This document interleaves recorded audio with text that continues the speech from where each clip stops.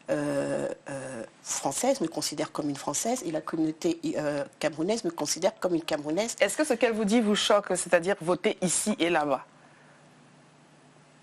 Non, mais parce qu'elle en a le droit. Pourtant, elle a une double nationalité. Oui. Mais le vote des étrangers, ce n'est pas une double nationalité. C'est juste de donner à une personne qui est d'un pays tiers le droit de voter sur un territoire dont administrativement il n'appartient pas. Dans lequel il vit cependant, mais dans lequel il vit, voilà. Depuis plus qu'une génération parfois. Tout à fait. Oui.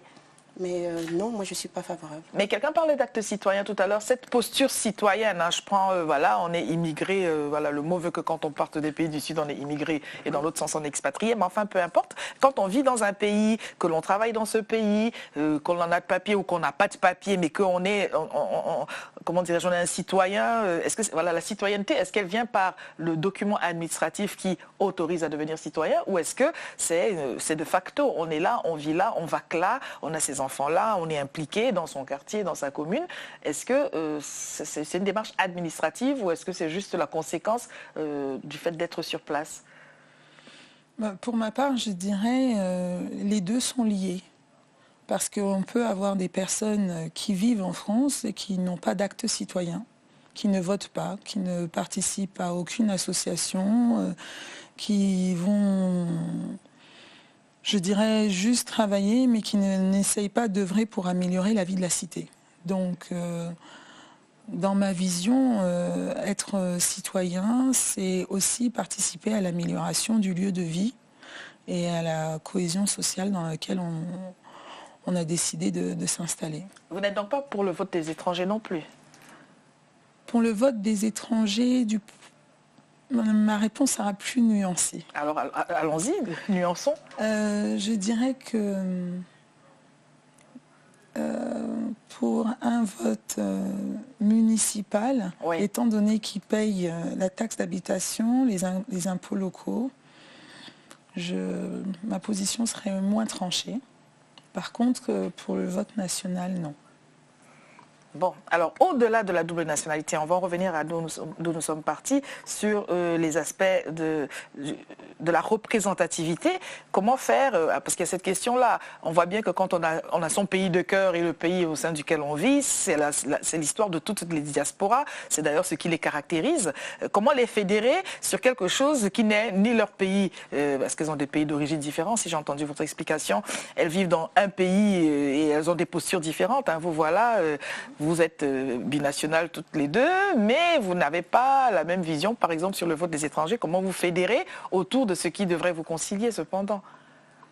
On se fédère sur plusieurs points. On peut se fédérer sur l'aspect économique, sur l'aspect culturel, sur l'aspect linguistique, sur tous les domaines de compétences, en fait.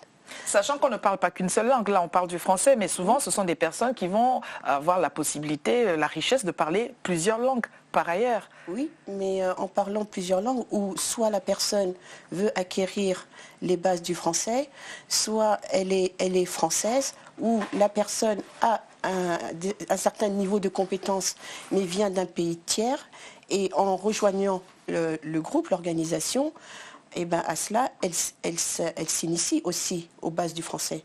Et là, à ce moment-là, oui, il y a une... Mais est-ce que quelque part, vous ne ciblez pas là des personnes qui vont apprendre le français? Souvent, les personnes, quand elles arrivent de leur pays d'origine, elles sont déjà locutrices du français, puisque c'est du français que nous parlons.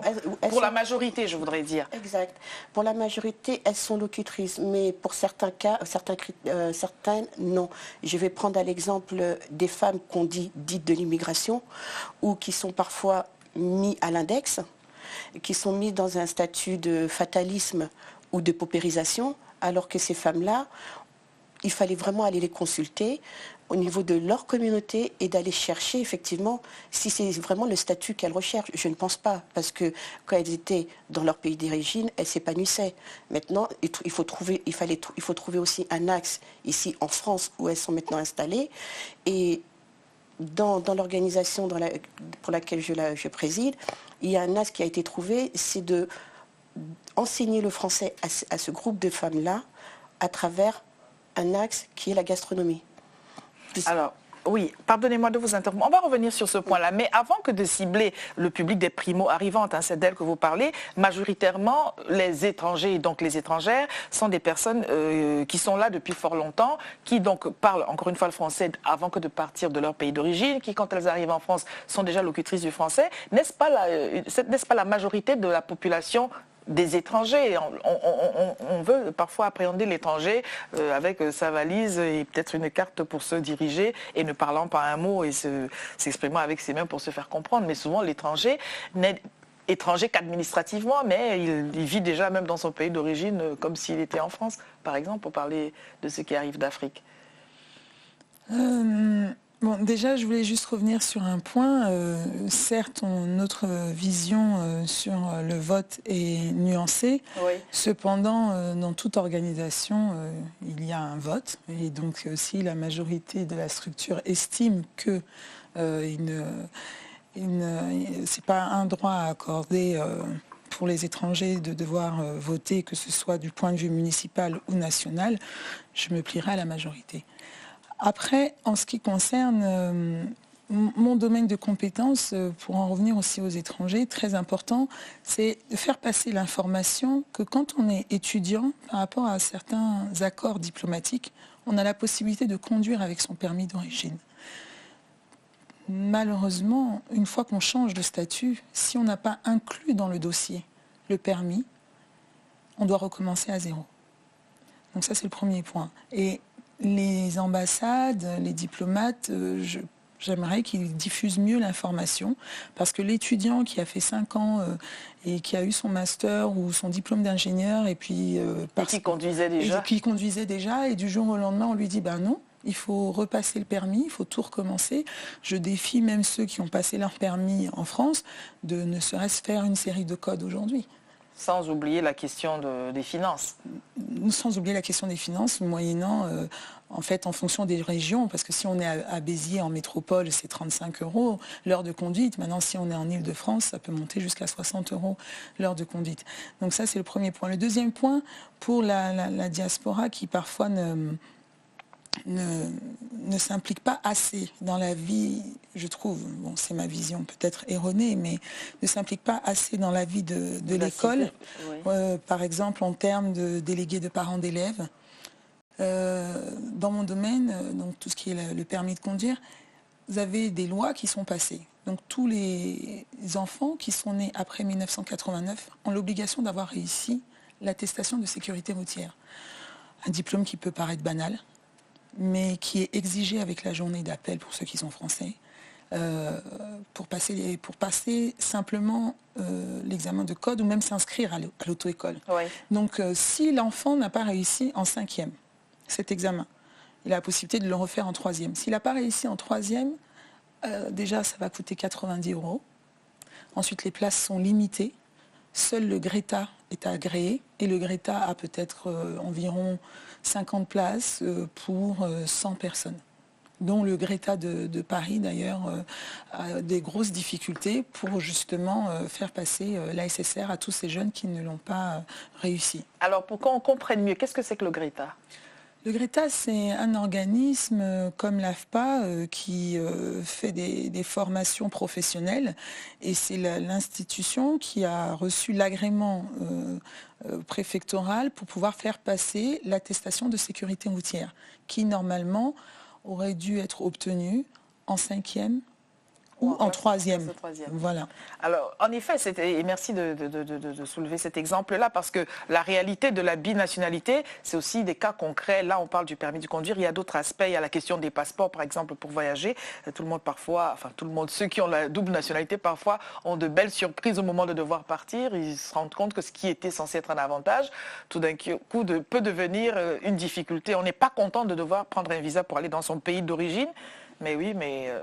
C'est pour ça que certains savent jouer habilement de la double nationalité et parfois repartent dans leur pays d'origine avec leur passeport. Est-ce que c'est fair play de procéder ainsi d'ailleurs, ou pas ?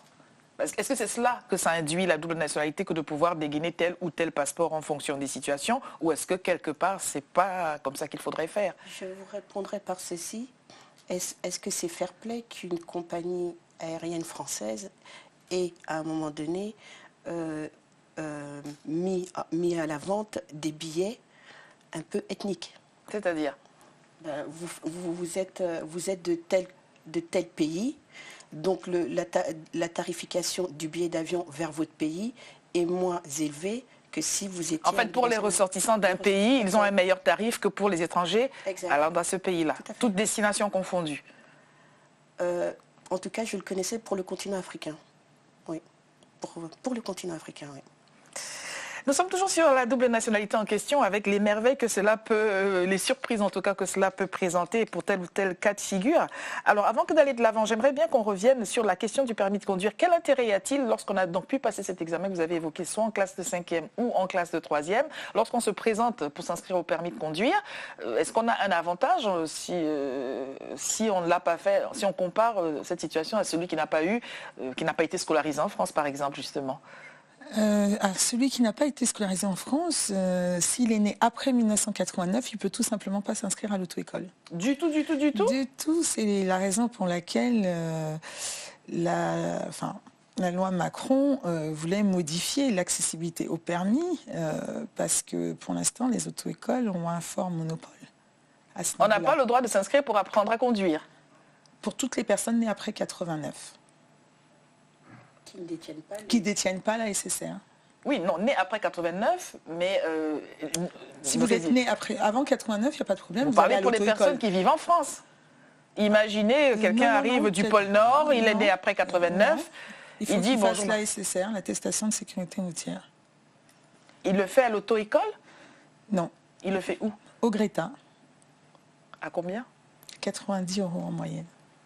Quand on veut son permis de conduire, je peux vous dire que 90 €, on est prêt à les payer. Oui, mais bon, on voit quand même une différence entre les pays frontaliers. Ça va du simple au double. Quand vous allez en Belgique, en Espagne, ça revient à moins de 1 000 €. La communauté européenne ne s'est pas elle-même encore fédérée sur cet aspect-là. C'est ce que vous êtes en train de nous dire. Alors, je ne pourrais pas le dire de façon globale, parce que par exemple pour les infractionnistes qui arrivaient parfois sur les routes françaises d'Allemagne ou d'Espagne aujourd'hui ne peuvent plus commettre des infractions sans avoir un retour sur leur permis. Si on est pris, on est pris.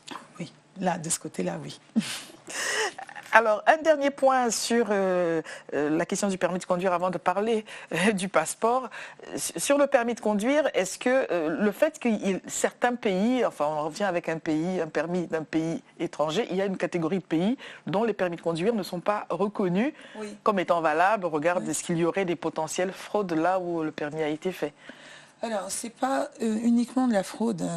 Je ne mettrai pas l'accent sur de la fraude. Ce n'est pas de la fraude. C'est les accords diplomatiques qui n'ont pas été faits. Parce que le permis angolais est reconnu en France, le permis ivoirien est reconnu en France pour pouvoir le faire changer, alors que le permis camerounais ne l'est pas, le permis congolais ne l'est pas non plus. Certains États américains n'ont pas la reconnaissance du permis en France. Donc ce n'est pas ciblé uniquement sur l'Afrique subsaharienne. Tout dépend des accords diplomatiques qui ont été signés. Et pourquoi pensez-vous, je vous pose la question Mireille Mollet, pourquoi pensez-vous que certains États ne prennent pas la peine tout simplement de signer des accords? Il suffit d'une signature, si j'ai bien compris ce que nous explique madame. Pourquoi est-ce qu'il n'y a pas ces accords-là pour que tout le monde soit plus... D'une signature, non, je ne dirais pas d'une signature. Pardonnez-moi, sachant que ces permis étaient acceptés avant, c'est récent, à peine une dizaine d'années, même pas. Un peu moins d'ailleurs. C'est possible, je n'étais pas encore spécialisée dans le domaine, donc je ne m'aventurerai pas. 2005 exactement, quand on arrive en 2005 avec son permis de certains pays, ce que vous avez énoncé, quand on arrive à la préfecture, on ne peut plus tout simplement l'échanger comme 2 mois avant. Qu'est-ce qui s'est passé à ce moment-là? On ne sait pas. Mais pourquoi est-ce que les États, vous qui êtes sur la question de la binationalité et tout ce qu'il y a autour, pourquoi n'y a-t-il pas une mobilisation autour d'une question comme celle-là? Vous entendez mobilisation? Faire en sorte qu'on puisse changer son permis si on vient d'un pays qui n'a pas signé les accords, que les accords puissent être signés. Est-ce que votre organisme peut faire du lobbying dans ce sens? On peut œuvrer dans ce sens, oui, on peut, tout à fait. Ou alors, vous êtes encore trop fâché pour la question des billets d'avion. Alors on va finir là-dessus. Non, je ne suis pas fâchée du tout sur la question des billets d'avion.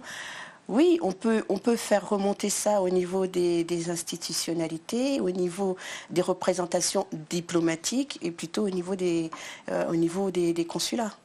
Bon, alors les passeports, donc 2 passeports, un passeport dans chaque poche, c'est ça la double nationalité pour vous? Non, pour moi non. Non. Pour moi, la double nationalité, c'est le trait d'union entre 2 pays. Oui, mais à un moment ou à un autre, il faudra payer un visa. À un moment ou à un autre, il faudra payer un visa. Mais moi, pour ma part, je n'ai pas de passeport. Mais je me considère Donc la double nationalité, mais il faut quand même choisir celle dont on détient le visa, en fait, le passeport en fait. Oui, parce que vous avez certains pays et de plus en plus qui demandent à choisir. Mais ils demandent à choisir, est-ce que c'est le pays en lui-même qui l'impose ou c'est les accords pays, les discussions qui l'imposent au binational. Voilà des questions qui restent ouvertes. Quelques aspects, en tout cas, on ne les a pas tous abordés sur la question de la double nationalité. Mais il y a la francophonie et la francophilie. On n'oublie pas la francophonie, la francophilie, folie. Philly.